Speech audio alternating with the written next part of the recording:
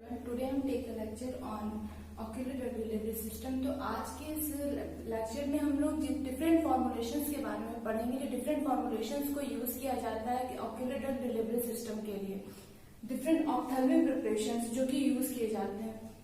Ocular drug delivery system के different roots हैं, किस किस रूट से हम ड्रग्स को दे सकते हैं, जैसे कि वेसिकुलर रूट, पार्टिकुलेट्स के फॉर्म में, या कंट्रोल रिलीज फॉर्मुलेशन हम बना सकते हैं, कन्वेंशनल डोसेज फॉर्म हमारे होते हैं।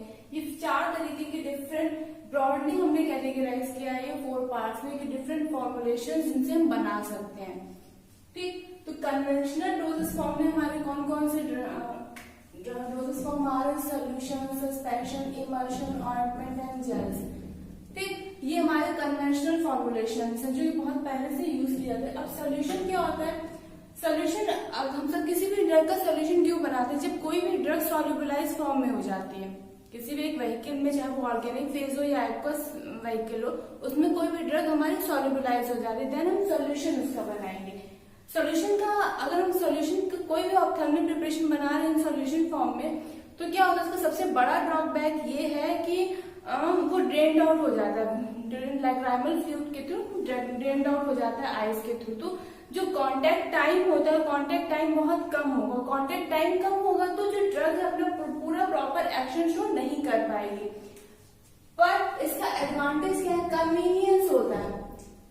जो भी पेशेंट यूज करेगा इस फॉर्मुलेशन को कन्वीनियंसली इजिली यूज कर देगा। सस्पेंशन के फॉर्म में क्या होता है? सस्पेंशन का भी एक एडवांटेज ये है कि कन्वीनियंस होता है, पेशेंट इजिली एडमिनिस्टर कर लेगा अपने आईज में। और इसका एक सस्पेंशन हम क्यों बनाते हैं किसी भी फॉर्मुलेशन का? तब बनाते हैं जब हम कोई भी डोजेस फॉर्म में कोई भी ड्रग सॉल्युबलाइज नहीं होती किसी भी एक फेज में, तो जो व्हीकल होता है उसमें वो सस्पेंशन या डिस्पर्स फॉर्म में रहेगी, तो हम सस्पेंशन बनाएंगे। ये इसका एक एडवांटेज है कि जो ड्रग सॉल्युबलाइज नहीं हो पाती है पर हमें उन ड्रग्स के साथ हमें ऑप्थेल्मिक प्रिपरेशन प्रिपेयर करनी है, तो फिर हम सस्पेंशन बनाएंगे।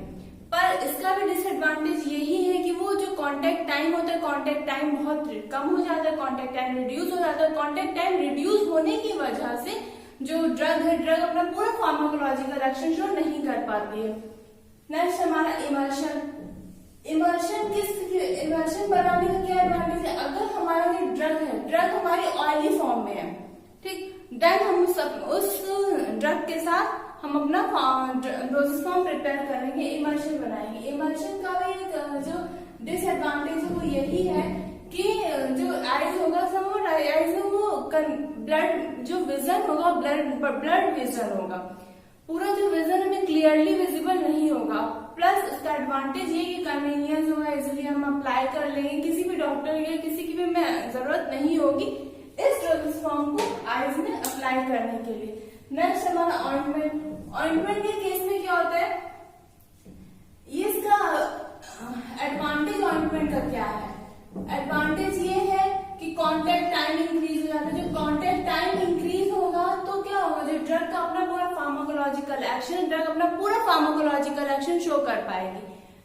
पर ऑइंटमेंट का डिसएडवांटेज क्या है? जो आईज में ब्लडी विजन हो जाता है, जो विजन है वो क्लियर नहीं रहता है। प्लस जो आईज में समवट स्टिकीनेस, जो आईलिड्स होती है उसमें वो स्टिकी हो जाती है, तो ये किसका डिसएडवांटेज है।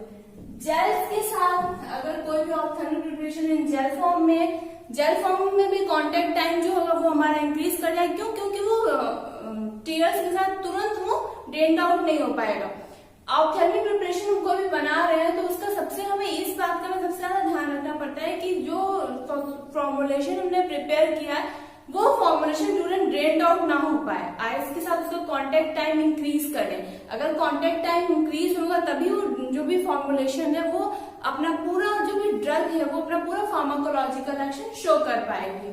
ठीक, जैसे इसका भी डिसएडवांटेज यही है कि जो विजन है, विजन ब्लड हो जाता है, क्लियर विजन नहीं होता है। समवट आईज जो स्टिकी हो जाती है, स्टिकीनेस, आईज में स्टिकीनेस हो जाता है, तो ये इसका डिसएडवांटेज है। नेक्स्ट, ये तो कन्वेंशनल फॉर्मुलेशंस जो हमने आज तक यूज किए जाते हैं। वेसिकल्स के फॉर्म में हम फॉर्मुलेशन कैसे बना सकते हैं ऑप्थेल्मिक प्रिपरेशन? डिफरेंट वेसिकल्स को यूज करके। वेसिकल्स क्या होते हैं? Different carriers. कैरियर्स क्या है?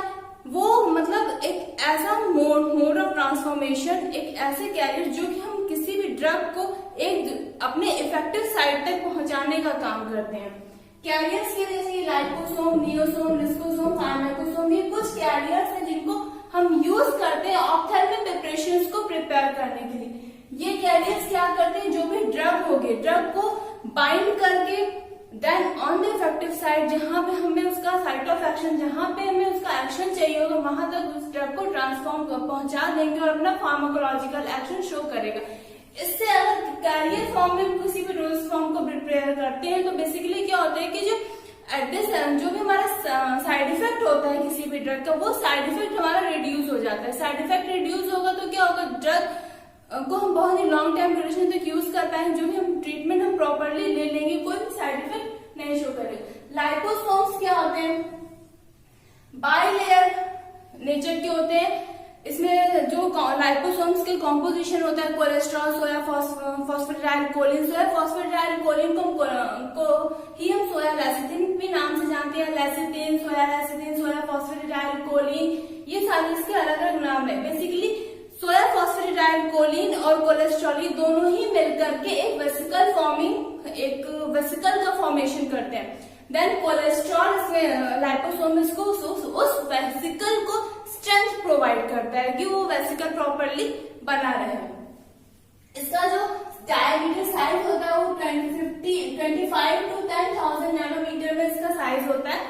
25 नैनोमीटर से 10,000 नैनोमीटर तक का इसका लाइपोसोम्स का आपका साइज हो सकता है। नियोसोम्स क्या होते हैं? नियोसोम्स भी हाइड्रोफोबिक और हाइड्रोफिलिक दोनों ड्रग्स के फॉर्मुलेशन के साथ हम नियोसोम्स बना सकते हैं। पर अगर हम कंपैरिजन करें लाइपोसोम और नियोसोम्स का, इन दोनों ही के कंपेयर में जो नियोसोम्स होते हैं, नियोसोम आपके कम एक्सपेंसिव होंगे कंपेयर टू लाइपोसोम। लाइपोसोम्स के कंपेयर में नियोसोम्स आपके कम एक्सपेंसिव होंगे। डिस्कोसोम्स क्या होते हैं? ये भी बेसिकली एक कैरियर है जो ड्रग को टारगेटेड करने के लिए यूज किया था ऑन द इफेक्टिव साइड, जहां पे उसको अपना एक्शन शो करना होता है। ठीक। फार्माकोसोम्स क्या होता है? फार्माकोसोम भी एक कैरियर है जिसको इसके साथ हम ड्रग को इनकॉर्पोरेट करके अपने इफेक्टिव साइट तक टारगेट कर सकते हैं। फार्माकोसोम्स में एम्फीफिलिक टाइप के ड्रग्स, जो एम्फीफिलिक ड्रग्स होती है, उनके साथ हम ड्रग्स को इनकॉर्पोरेट करा सकते हैं। उनके साथ हम फॉर्मुलेशन प्रिपेयर करेंगे और अपना जो भी यूज करेंगे, जो भी अपने साइट ऑफ एक्शन तक हमें ड्रग को पहुंचाना होगा। लाइपोसोम, नियोसोम बहुत ज्यादा मेनली जैसे कि यूज किए जाने वाले लाइपोसोम्स और नियोसोम्स में जो नियोसोम्स होते हैं, नियोसोम्स आपके ज्यादा मतलब कम एक्सपेंसिव है कंपेयर टू लाइपोसोम्स की। नियोसोम्स की जो मोड ऑफ एक्शन मैन्युफैक्चरिंग है वो इजी है कंपेयर टू लाइपोसोम। एक्सपेंसिव भी कम है, लेस एक्सपेंसिव है। तो ये हमारे सारे वेसिकल्स हैं। हमने अभी तक जो पढ़ा वो कन्वेंशनल फॉर्मुलेशंस पढ़े और वेसिकुलर फॉर्मुलेशंस पढ़े कि वेसिकल्स को यूज करके हम कोई भी ऑप्थेल्मिक प्रिपरेशन किस तरीके से बना सकते हैं। और हमने कन्वेंशनल फॉर्मुलेशंस पढ़े कि कौन कौन से कन्वेंशनल फॉर्मुलेशन, जैसे कि solution, suspension, emulsion, ointment, jelly के कौन कौन से हमारे अवेलेबल है। ठीक। नेक्स्ट हमारा पार्टिकुलेट सिस्टम। पार्टिकुलेट सिस्टम क्या है? जैसे कि हमारे वेसिकल्स, हम फॉर्मुलेशन को प्रिपेयर करने के लिए वेसिकल्स को यूज कर रहे थे, ठीक है। उसी तरीके से पार्टिकुलेट्स मतलब बहुत ही माइक्रोन साइजेस के पार्टिकल जिनको हम अपने फॉर्मुलेशंस को प्रिपेयर करने के लिए यूज करें। जैसे कि हमारा माइक्रो पार्टिकल्स हो गया या नैनो पार्टिकल्स हो गया। माइक्रो पार्टिकल्स का जो साइज होता है 1 to 1000 माइक्रोमीटर्स का इसका साइज होता है, और नैनो पार्टिकल्स होता है इसका जो साइज है 1 to 100 नैनोमीटर्स का साइज है। नैनो पार्टिकल्स का जो साइज रेंज है वो ग्रेटर देन ज्यादा हमारा 500 नैनोमीटर से हमारा ज्यादा साइज नहीं होना चाहिए, ठीक है। जैसे कि हमारे वेसिकल्स है, वेसिकल्स को यूज किया जाता है फॉर्मुलेशंस को प्रिपेयर करने के लिए, उसी तरीके से डिफरेंट नैनो या माइक्रोन साइजेस के पार्टिकल्स को हम यूज करते हैं फॉर्मुलेशंस को प्रिपेयर करने के लिए। इसका भी जो एडवांटेज है वो यही है कि जो ड्रग होगी, ड्रग डायरेक्टली टारगेटेड होगी ऑन द इफेक्टिव साइड, जहां पे उसको अपना फार्माकोलॉजिकल एक्शन शो करना होगा। और इसका भी एक डिसएडवांटेज जो है वो यही है कि जो साइड इफेक्ट होता है या एडवर्स इफेक्ट होता है किसी भी एक ड्रग का, किसी भी डोजेस फॉर्म का, वो शो कम होगा, उसकी जो परसेंटेज होगी वो कम होगी। नेक्स्ट हमारा कंट्रोल रिलीज फॉर्मुलेशन। ठीक, जैसे कि हम कोई भी एक डोजेस फॉर्म अप्लाई करते हैं, उस डोजेस फॉर्म को अप्लाई करने के बाद जो उसका एक्शन है वो बहुत ही लॉन्ग टाइम ड्यूरेशन तक अपना एक्शन शो करता है।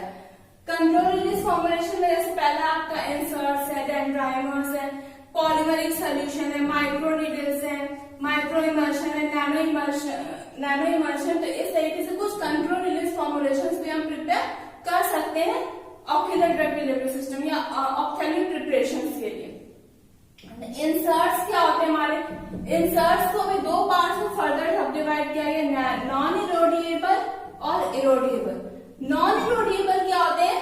जो हमारे इरोड नहीं होते, जो हमारे खत्म नहीं होंगे। एंड इरोडिएबल क्या होंगे? जो हमारे इरोड हो जाएंगे, जो हमारे खत्म हो जाएंगे। ठीक है, नॉन इरोडिएबल में आपके कौन कौन से हैं? ऑक्यूसर्स और कॉन्टेक्ट लेंसेज, ये दो तरीके के नॉन इरोडिएबल ऑक्यूलर इंसर्ट्स हमारे अवेलेबल हैं। ऑक्यूसर्ट्स क्या होते हैं? फ्लैट फ्लेक्सिबल डिवाइसेस है ये। ऑक्यूसर्ट्स को हम प्लेस करते हैं into the sclera and eyelids, sclera और आईलेट्स के बीच में हम इसको ऑक्यूसर्ट्स को प्लेस करते हैं। बेसिकली ऑक्यूसर्ट्स के साथ हम पिलो कार्पिन ड्रग्स को इनकॉर्पोरेट करते हैं। जो पिलो कार्पिन ड्रग्स को इनकॉर्पोरेट करते हैं उसका क्या होता है? स्टडी रेट, एक कॉन्टेक्ट मतलब स्टडी रेट में एक ही मतलब जो ड्रग होगी, ड्रग अपना contact control release formulation show करती रहेगी फॉर 7 डेज तक के लिए, 7 दिनों तक के लिए उसका जो अपना प्लाज्मा पीक पॉइंट रहेगा वो सेम रहेगा। ठीक, ये आपका ऑक्यूसर्ट्स है। कॉन्टेक्ट लेंसेज क्या होते हैं? कॉन्टेक्ट लेंसेज भी सर्कुलर शेप के होते हैं। इनका जो डाइज होती है वो पॉलीमराइज, जो डाइज होंगी वो पॉलीमराइज डाइज होंगी। जो कॉन्टेक्ट लेंसेज है इनका जो ड्रग है, ड्रग का अपना एक्शन है, कॉन्टेक्ट लेंसेज में ड्रग का एक्शन है वो डिपेंड करता है ऑन अ सोकिंग टाइम।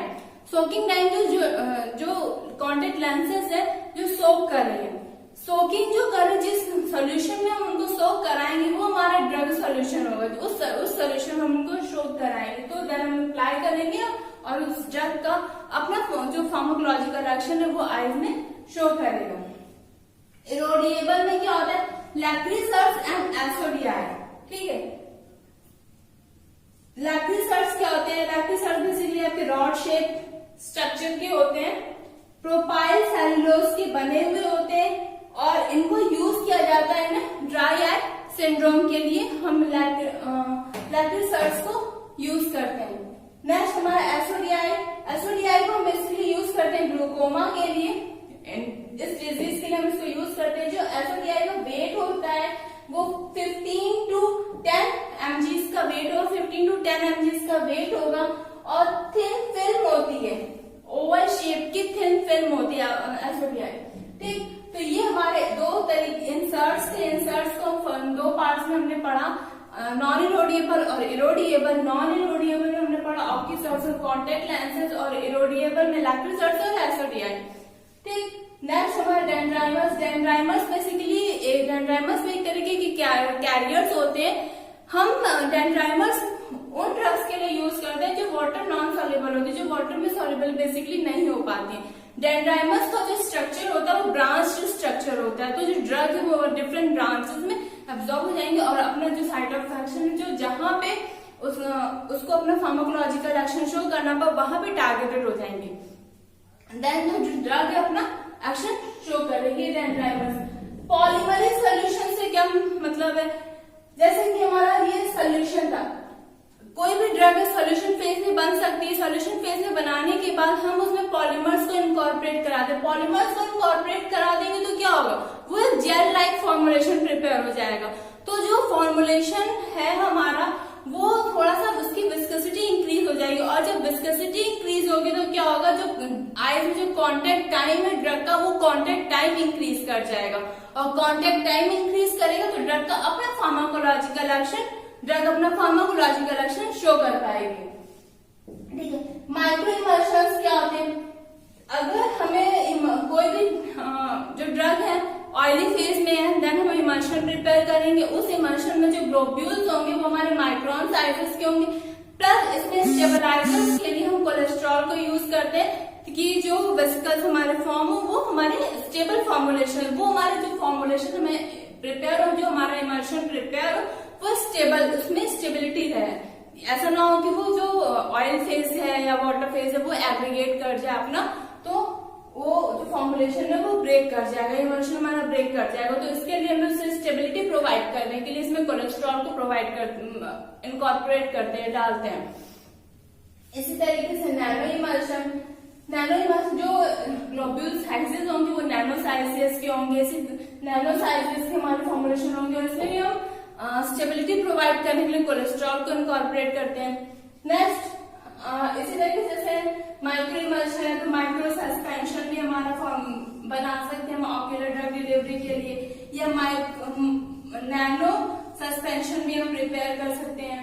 ठीक, तो इस तरीके से different vesicle route, particulate route, control release formulations, conventional formulations, different formulations हम बना सकते हैं ऑक्यूलर ड्रग डिलीवरी सिस्टम के लिए या ऑप्थेल्मिक प्रिपरेशंस के लिए। ठीक, इसी वेस्कुलर इनके साथ हम बना सकते हैं फॉर्मुलेशंस। एक बार फिर से रिवाइज कर लेते हैं।